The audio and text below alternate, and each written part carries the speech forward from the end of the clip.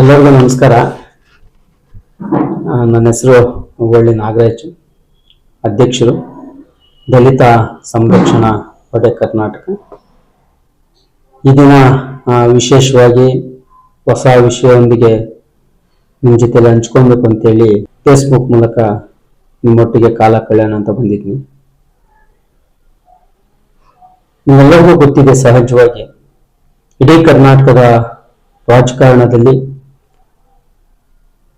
ವಿಶೇಷವಾಗಿ ಮುಖ್ಯಮಂತ್ರಿಗಳ ಬದಲಾವಣೆಗಳು ಸಹ ನಡೀತಿದೆ. ಅದರೊಟ್ಟಿಗೆ ಒಂದಷ್ಟು ಮಂದಿ ದಲಿತ ನಾಯಕರು, ಪ್ರಗತಿಪರ ಚಿಂತಕರುಗಳು, ದೇಶದ ಬಗ್ಗೆ ಕಾಳಜಿ ಇರತಕ್ಕಂಥವರು, ಇವರೆಲ್ಲರೂ ಕೂಡ ಒಂದಷ್ಟು ಹೊಸ ಪ್ರಸ್ತಾವನೆಗಳನ್ನು ಇಡ್ತಿದ್ದಾರೆ. ಏನಪ್ಪಾ ಅಂದ್ರೆ, ದಲಿತರಿಗೆ ಮುಖ್ಯಮಂತ್ರಿ ಕೊಡಿ ಅಂತ. ಯಾರು ನಿಜವಾಗ್ಲೂ ದಲಿತರಿಗೆ ಮುಖ್ಯಮಂತ್ರಿ ಕೊಡಿ ಅಂತ ಕೇಳ್ತಿದಾರೋ ಅವರೆಲ್ಲರೂ ಕೂಡ ನನ್ನ ನಮಸ್ಕಾರ ಇರ್ಲಿ. ಯಾಕಂದ್ರೆ ದೇಶದ ಮತ್ತು ರಾಜ್ಯದ ರಾಜಕಾರಣ ವ್ಯವಸ್ಥೆಯಲ್ಲಿ ದಲಿತರು ಕೂಡ ಒಂದು ಅವಕಾಶವನ್ನ ಕೊಟ್ರೆ ಖಂಡಿತವಾಗ್ಲೂ ಕೂಡ ಅಭಿವೃದ್ಧಿಯ ಆಶಯ ಮತ್ತು ಸಂವಿಧಾನದ ಆಶಯಗಳು ಕೂಡ ಈಡೇರುತ್ತದೆ ಅಂತ ಹೇಳ್ತಾ, ಅದು ಎಷ್ಟು ಮಾತ್ರ ಸಾಧ್ಯ ಮತ್ತು ಅಸಾಧ್ಯ ಅನ್ನೋದ್ರ ಬಗ್ಗೆ ನಾವೊಂದು ಕೇಂದ್ರ ಮತ್ತು ರಾಜ್ಯ ಮುಖ್ಯಮಂತ್ರಿಗಳ ವ್ಯವಸ್ಥಿತವಾದಂಥ ಜಾತಿ ವ್ಯವಸ್ಥೆ ಒಳಗಡೆ, ಧರ್ಮದ ವ್ಯವಸ್ಥೆ ಒಳಗಡೆ ಬಂದಿಖಾನೆಯಾಗಿ ದಲಿತರು ಸಿಎಂ ಮಾಡಕ್ಕೆ ಸಾಧ್ಯನ ಮತ್ತು ಅಸಾಧ್ಯ, ಅಥವಾ ಕೇಂದ್ರ ಮಟ್ಟದಲ್ಲಿ ಪ್ರಧಾನಮಂತ್ರಿ ಹುದ್ದೆಗಳು ಸಾಧ್ಯನಾ ಅಸಾಧ್ಯ ಅನ್ನತಕ್ಕಂಥ ಮಾತು ನಿಮ್ಮ ಮುಂದೆ ಇಡ್ತಾ ಇದ್ದೀನಿ. ಭಾರತೀಯ ಮತ್ತು ಕರ್ನಾಟಕ ರಾಜಕಾರಣದ ಇತಿಹಾಸವನ್ನ ಸೂಕ್ಷ್ಮವಾಗಿ ಗಮನಿಸಿದರೆ ದಲಿತ ನಾಯಕರು ಅತ್ಯುನ್ನತ ಹುದ್ದೆಗಳ ಅಂದ್ರೆ ಮುಖ್ಯಮಂತ್ರಿ ಮತ್ತು ಪ್ರಧಾನಮಂತ್ರಿ ಈ ಪದವಿಯ ಹತ್ತಿರಕ್ಕೂ ಹೋಗದ ಸ್ಥಿತಿಯನ್ನ ನಿರ್ಮಾಣ ಮಾಡ್ತಾರೆ, ವ್ಯವಸ್ಥಿತವಾಗಿ ನಿರ್ಮಾಣ ಮಾಡ್ತಾರೆ ಅಂತ. ಹೇಗೆ ಅಂತಂದ್ರೆ, ಈ ಸ್ಥಾಪಿತ ರಾಜಕಾರಣಿಗಳ ವ್ಯವಸ್ಥೆಯ ಜಾತಿ ಸಮೀಕರಣಗಳನ್ನ ಬಳಸಿ ಅವರಿಗೆ ಅವಕಾಶವನ್ನ ತಪ್ಪಿಸದೆ ದಲಿತರನ್ನು ಬದಿಗೊತ್ತಿ ಬ್ರಾಹ್ಮಣ ಮತ್ತು ಹಿಂದುಳಿದ ವರ್ಗಗಳ ನಾಯಕರನ್ನ ಆ ಸ್ಥಾನದಲ್ಲಿ ಕೂರಿಸಿದ ಕೆಲವು ಪ್ರಮುಖ ಐತಿಹಾಸಿಕ ಮತ್ತು ರಾಜಕೀಯ ಉದಾಹರಣೆಗಳು ಇಲ್ಲಿವೆ. ಉದಾಹರಣೆ ಅಂತ ನೋಡಿದಾಗ, ಬಾಬು ಜಗಜೀವನ್ ರಾವ್ 1977ರಲ್ಲಿ ಲೋಕಸಭಾ ಚುನಾವಣೆಯಲ್ಲಿ ಇಂದಿರಾ ಗಾಂಧಿ ವಿರುದ್ಧ ಜನತಾ ಪಕ್ಷ ಜಯಗಳಿಸ್ತದೆ. ಅಂತ ಸಂದರ್ಭದಲ್ಲಿ ದಲಿತ ಸಮುದಾಯದ ಅತ್ಯಂತ ಹಿರಿಯ ಮತ್ತು ಅನುಭವಿ ನಾಯಕರಾಗಿದ್ದಂತ ಬಾಬು ಜಗಜೀವನ್ ರಾವ್ ಅವರೇ ಪ್ರಧಾನಮಂತ್ರಿ ಹುದ್ದೆ ರೇಸ್ನಲ್ಲಿ ಮುಂಚೂಣಿಯಲ್ಲಿ ಇರ್ತಾರೆ. ಆದ್ರೆ ಪಕ್ಷದ ಒಳಗಿದ್ದ ಪ್ರಬಲ ಓಬಿಸಿ ಮತ್ತು ಮೇಲ್ವರ್ಗದ ನಾಯಕರ ಲಾಬಿಯಿಂದಾಗಿ ಜಗಜೀವನ್ ರಾವ್ ಅವರನ್ನ ಸದ್ದಿಲ್ಲದೆ ಅವರ ಬದಲಿಗೆ ಓಬಿಸಿ ನಾಯಕರಾದಂತ ಚೌಧರಿ ಚರಣ್ ಸಿಂಗ್ ಮತ್ತು ಮೇಲ್ವರ್ಗದ ಮೊರಾರ್ಜಿ ದೇಸಾಯಿ ಅವರಿಗೆ ಪ್ರಧಾನಮಂತ್ರಿ ಹುದ್ದೆಯನ್ನ ಹಂಚಿಕೆ ಮಾಡಲಾಯಿತು. ಇದರ ಮೂಲಕ ಜಗಜೀವನ್ ರಾವ್ ಅವರ ಕನಸು ಕೇವಲ ಉಪ ಪ್ರಧಾನಿಗೆ ತೃಪ್ತಿ ಪಡಬೇಕಂತ ವ್ಯವಸ್ಥೆನ ನಿರ್ಮಾಣ ಮಾಡ್ತಾರೆ. ಅಷ್ಟೇ ಅಲ್ಲದೆ ಕರ್ನಾಟಕದ ರಾಜಕಾರಣದಲ್ಲಿ ಸಹ 1999ರ ಸಂದರ್ಭದಲ್ಲಿ ಕಾಂಗ್ರೆಸ್ ಬಹುಮತ ಪಡೆದಾಗ ಕೆಪಿಸಿಸಿ ಅಧ್ಯಕ್ಷರಾಗಿದ್ದ ಖರ್ಗೆ CM ಆಗಬೇಕಾಗಿತ್ತು. ಆದರೆ ಲಿಂಗಾಯತ ಮತ್ತು ಒಕ್ಕಲಿಗ ಮತಗಳನ್ನು ಸೃಷ್ಟಿಸುವ ನೆಪದಲ್ಲಿ OBC ಸಮುದಾಯದ SM ಕೃಷ್ಣ ಅವರನ್ನು CM ಸ್ಥಾನ ನೀಡಿ ಖರ್ಗೆ ಅವರನ್ನು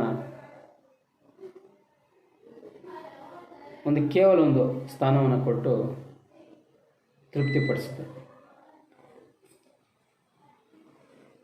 ಅದೇ ರೀತಿಯಾಗಿ 2004ರಲ್ಲಿ ಕಾಂಗ್ರೆಸ್ ಮತ್ತು JDS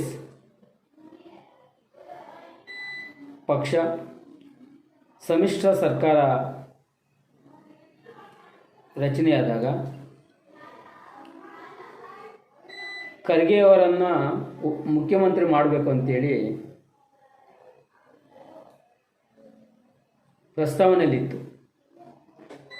ಆದರೆ ದಲಿತರ ನಾಯಕತ್ವವನ್ನು ಒಪ್ಪದ ರಾಜಕೀಯ ಕುತಂತ್ರಗಳು ಸೇರಿ ಹಿಂದುಳಿದ ವರ್ಗದ ಧರ್ಮಸಿಂಗ್ ಅವರನ್ನು ಮುಖ್ಯಮಂತ್ರಿ ಮಾಡಿದರು.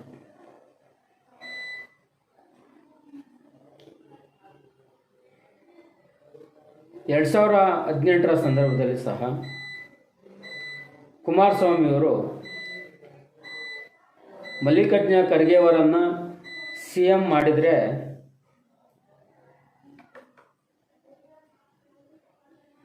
ನಾವು ಕಾಂಗ್ರೆಸ್ಸಿಗೆ ಬೆಂಬಲವನ್ನು ಕೊಡ್ತೀವಿ, ಸಮ್ಮಿಶ್ರ ಸರ್ಕಾರವನ್ನು ಮಾಡೋಣ ಅಂಥೇಳಿ ಆ ಸಂದರ್ಭದಲ್ಲಿ ಪ್ರಸ್ತಾವನೆ ಮಾಡಿದಾಗ ಕಾಂಗ್ರೆಸ್ ಪಕ್ಷ ಅದನ್ನು ತಿರಸ್ಕರಿಸಿ